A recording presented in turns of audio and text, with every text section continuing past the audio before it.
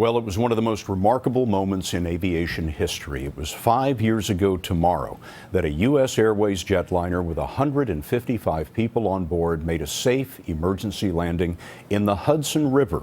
The engines of the Airbus A320 had been knocked out by a bird strike just moments after takeoff from New York's LaGuardia Airport.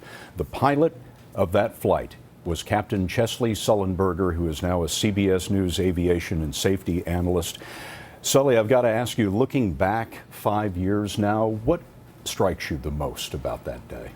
Oh, how much was saved, how many things went right, how preparations that not only my crew and I made, but that our profession and our industry had made for years led to that positive outcome. Now, both your engines were knocked out by geese that flew up into your flight path. I wonder, has anything been done about that kind of problem in these last 5 years? There are people who are working on the bird aircraft collision problem.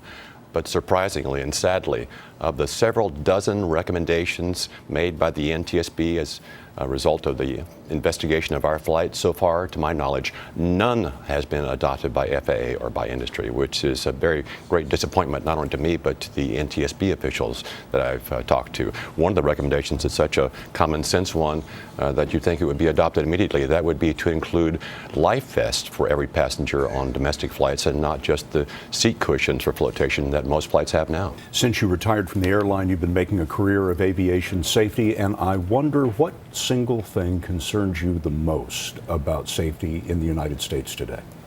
That we won't keep getting safer, that we'll rest on our laurels, that we will forget what's really at stake when we fly and how many near misses there are every day and how many things have to go right in this complex system to keep every flight safe on every day. Chesley Sullenberger, the captain of the US Airways flight that landed successfully in the Hudson. Thanks for being with us. Thank you, Scott.